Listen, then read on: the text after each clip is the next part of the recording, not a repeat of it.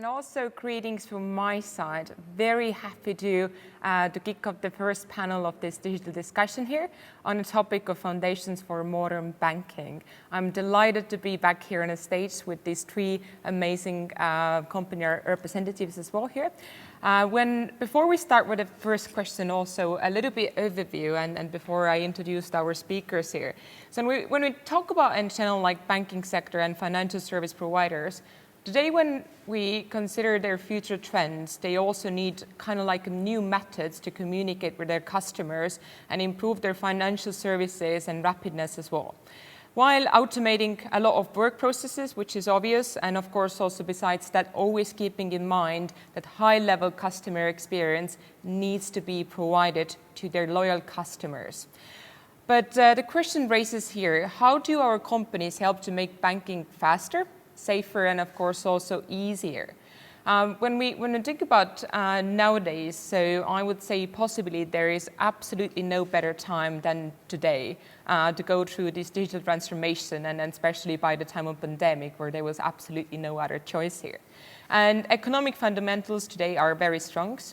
Of course, also the regulatory climate is favorable, and transformation technologies are much more accessible and of course also powerful and economical than ever before.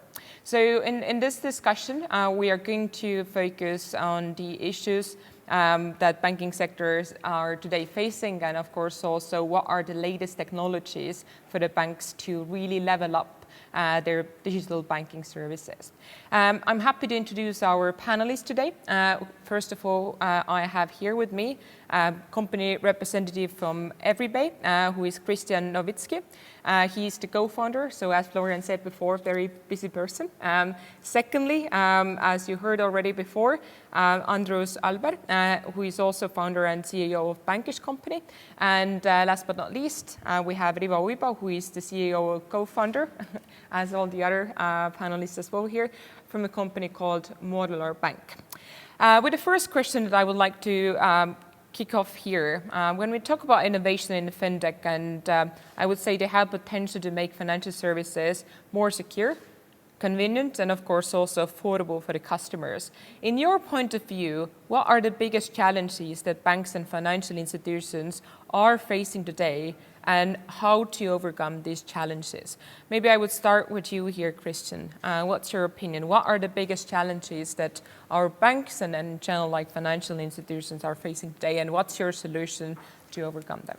I think if we talk about banks, then the biggest challenges for banks are the banks themselves, the way they have been set up, and how keen they're actually to keep up with the innovation, how keen they're actually in terms of changing their status quo and working together with fintechs in order to offer the kind of innovative solutions out there developed by fintechs to their customers. If we talk about fintechs in general, that's a little bit different picture, where I see that the kind of challenges are with the regulation and the rules not being similar in all different markets, as well as the adoption of technologies are completely different amongst consumers. All right, maybe to move over here, the same question also to Rivo. In your point of view, what are the challenges that you are helping the companies to overcome right now? When we look at BFSI industry and those accounts out there, we see that the kind of a key challenge they are faced with is how to remain relevant. Because the competition is coming now basically from every angle out there in the business. Mm-hmm. So which means that if you're a bank nowadays, those are not anymore fintechs who are coming and trying to eat your business, mm-hmm. but also like all sorts of embedded banking use cases out there in different verticals. Mm-hmm. So which means that the competition is super high, and banks mm-hmm. need to find a way and a reason how to remain relevant. Mm-hmm. And secondly, the thing what is also tightly connected with the first point is that the way how they are set up, both process and technology-wise, because the rigid processes and technologies are also definitely like prohibiting them to bring the innovation to the market and be relevant. So therefore, there is out there with the likes of Modularbank, who are helping the banks to focus on the value-added mm-hmm. aspects, and we take care of all the rest of the burden, how this kind of a banking business can run. All right. Now moving to Andrus, to you. If we speak about the solution provided by Bankish company, could you tell us a little bit more in details? How does your solution provided by Bankish would help companies to manage these risks that were just pointed out before here? How is it solved? Yeah, I think I fully agree with previous comments that it's a lot about the internal processes and decision making, and what was not mentioned but has to be mentioned in financial services is the regulatory aspects, regulatory burden. So we see one of the main challenges, especially for smaller market participants, is how to balance the expectations of customers for improved digital solutions and at the same time the regulatory restrictions. So what Bankish is trying to do is to show to also smaller credit unions, banks, regional banks, credit associations, that you don't need to have a budget of 1 million or 2 million euros and a 2-year project to change things. So you can start offering pretty quickly new services to your clients, at the same time offering them through secure IT systems which are regularly upgraded, new services brought to the market without the need to have internal IT team. This is exactly actually what I wanted to also discuss with other companies, because when we think about this entire process of transformation to digital services, which most of the banks today have to do, does their budget really has to scale up to thousands of euros to afford this kind of transformation, or is it? Do they also need kind of like to have in-house IT knowledge to succeed? Or again, as I understood from your pitches as well, that you actually provide a little bit more simple solution and of course also more affordable solution, so that they really don't have to spend that high amount of money to go through the most simple transformation processes.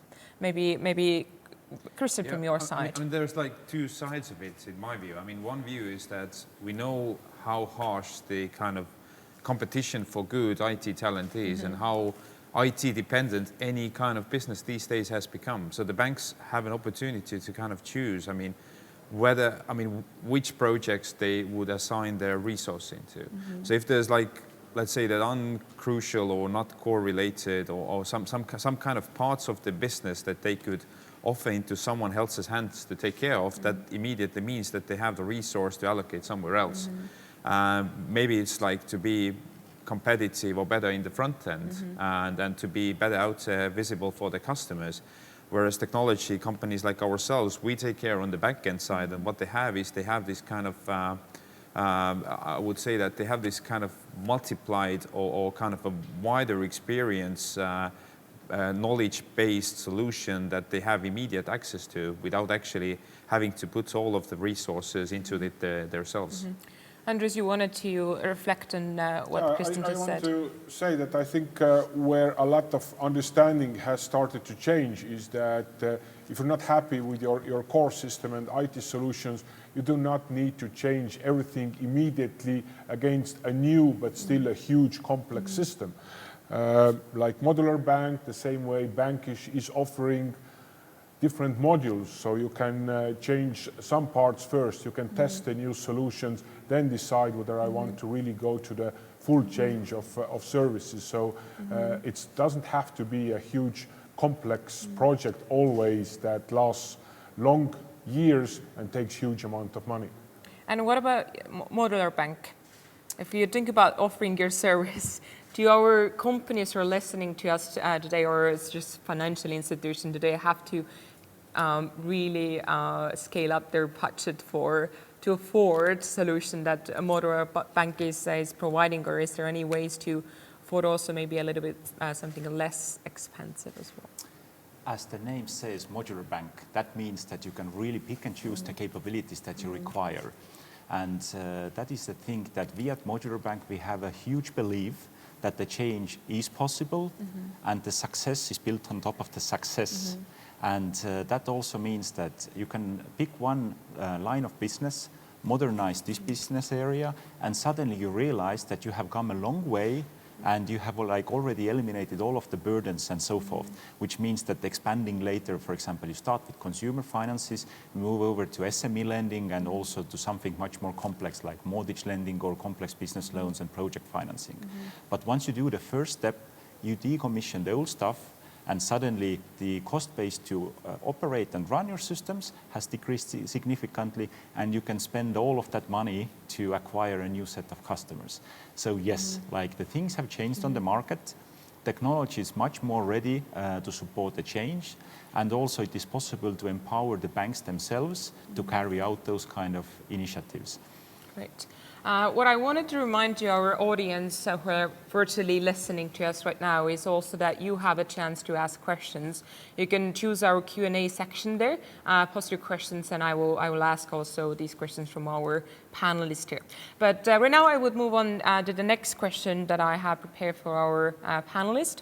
When we talk about open APIs, they have become common method to support open banking, but they can also be very costly to deploy and may lack of flexibility to meet some institutional needs. What makes your solution attractive?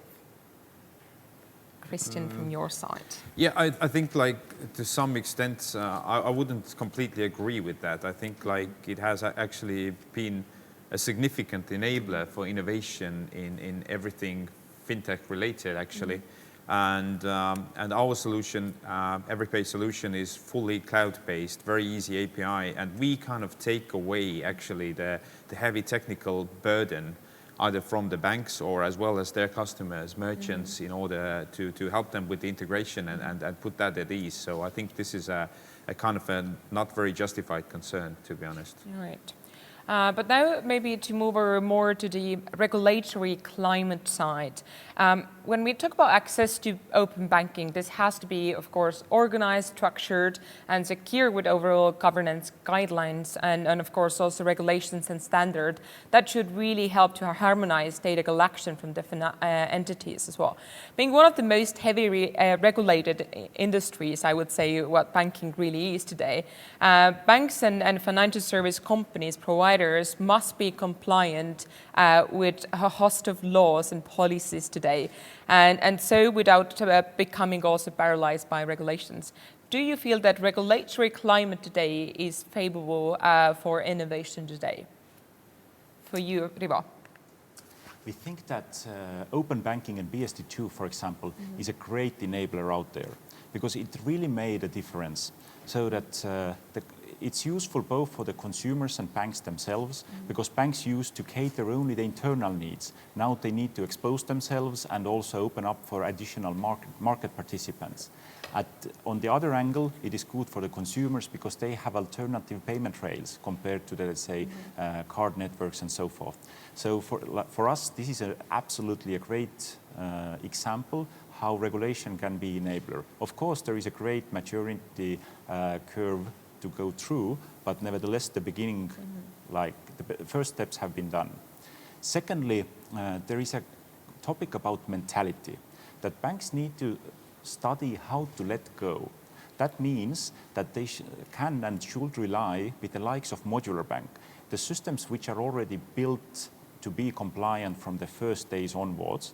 And that would also like help the regulated entities to get rid of the regulatory burden and also concentrate more on the value-adding activities over there.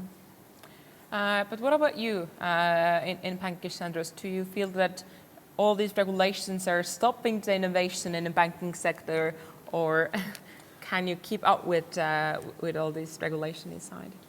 I think actually the advantage for financial sector companies to partner with companies like Bankish, who is a software as a service provider, means that they do not need to spend all the time themselves following all the changes in regulations. They know that by having an outside partner who has multiple clients, they regularly work themselves to be AML compliant, know your customer compliant, GDPR compliant, so you can just run your core business. And I also think that regulators themselves have started to be over years more innovative. Many regulators have opened so-called sandboxes where new solutions can be tested. Let's say 5-10 years ago, a cloud-based servers for banks were probably rather no-go from the side of regulators. Today, they accept that a lot of services are offered by the partners, not bank themselves. Solutions are cloud-based. So I think here regulators are also accepting that technology is today developing quite fast and offering new opportunities for customers as well as banks. For our delegations that usually visit this e-Estonia briefing center, many people are looking for different numbers and really a concrete case studies of success stories.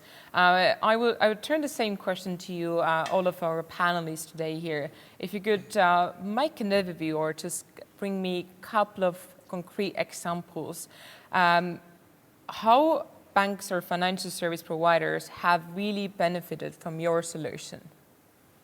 Yeah, I think we're a pretty easy case to prove actually. I mean, considering the innovation, the kind of how innovative Estonia is and what kind of business we have here. I mean, we're proud to say with EveryPay that on a domestic market, we could say that more than half of all the online e-commerce transactions at one point or the other touch our platform. So I don't think there's a lot of other democratic actually countries or markets in democratic countries which could actually prove the same case. But if we go by case basis, basically, I think it's the same key points which I pointed out, or which was pointed out by other panelists here as well. We have significantly kind of taken the weight off the shoulders of the banks using us in terms of regulatory requirements in that specific payments area. We've significantly improved their value proposition to their customers, and at the same time, we enabled them not only to save cost, but also to allocate their internal resources to work on other projects whilst we take care of one important part of their business. Rio, what about you? Any concrete examples that you could just very quickly bring it out to our audience here? Absolutely. One of the largest universal banks up in the Nordics.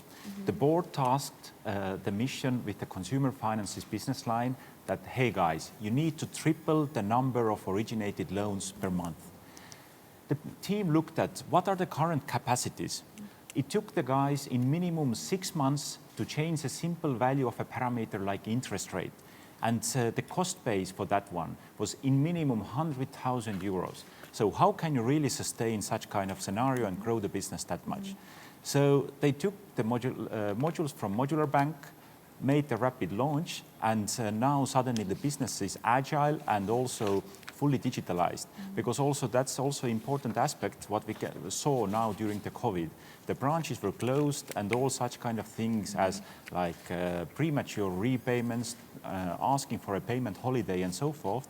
The bank needs to support such kind of a journeys in a super seamless manner. And therefore, at the end, the customer was able to decrease the operating cost base in minimum 10 times and increase the business volumes over 300%. Wow. So we really got the concrete numbers here. Do you have any concrete numbers or Sanders to share with us? Yeah, I think the example that I would give was with a credit union who a few years ago, when we talked to them, said that no, we're happy with our IT system, so we were not looking to change it. But then when COVID came, they realized suddenly that, first of all, they're not able to handle very quickly payment holidays and changes of payment schedules for the customers. Secondly, remote working of their staff, secure connections from home offices suddenly became an issue. So they came back to us and said, how quickly can you change our core system, taking our size, our model of business? And we said we can do it in a couple of months. So actually, before COVID was ended, they already had their all IT systems running on Bankish, being able to handle deposits, handle new loan applications, handle collateral management, payment holidays. Everything is today running on Bankish. So we can see these transformations can happen very, very fast. Now, if we talk about investments in fintech companies, I mean, it's expected to really continue to grow very, very fast. And this is what we see by the latest number almost every day on different kind of newspapers. We hear about how, again, there has been such a big investments to the fintech companies as well. This is your chance now to maybe with one or two sentences to tell our audience what makes your company to stand out for investors. What's the unique side that anybody who is listening or watching the recording later would feel like, okay, I really want to invest in that company because they have this niche there? Okay, then let me start then. Obviously, we have the tailwinds pushing our business. The e-commerce is growing very rapidly all around the globe, and we, being positioned in Eastern European markets, we have very easy access to all of the growing markets in e-commerce. Our business has been growing multiple times over the last few years, and at the same time, we are happy to say that we have zero churn from our customers. So I don't think there is not that many businesses out there like that. Great. Andres? Yeah, I think two aspects perhaps to emphasize. One is that our team's background is very heavily on financial services. So we're not just an IT company who one week develops something for plumbers, next week for hospitals, and third week for banks. We are, with our background in financial services for more than 20 years. And secondly, when here Rivo previously mentioned that there are 25,000 banks in the world who probably could use an upgrade to their IT systems, then we focus on smaller market participants, and there are already hundreds of thousands of those credit unions, credit associations, or wholesalers, retailers who want to start offering financial services. These are our target groups. And Rivo? Absolutely. There is one very distinguishing aspect, namely the co-founding team at Modularbank. This is the industry experience. So that we have been building core banking infrastructure past 20 years, and we counted that we have done that for over more than 15 commercial banks, building those from ground up. Because we see many of the competition just thinking that banking technology or a fintech it's a sexy area, let's do something cool because the investments are, let's say, the money is just flying around, let's do something cool. But in our case, we know the industry, we know the regulations, the products, and the way how those institutions work. And that is a very distinguishable characteristic. Even one of the C-level executive at large banking group looked at us and said that, hey guys at Modularbank, compared to the competition, you're running on the fifth or sixth generation the way how things are done, whereas the competition is rather touching the surface on the first or 1.5 generations.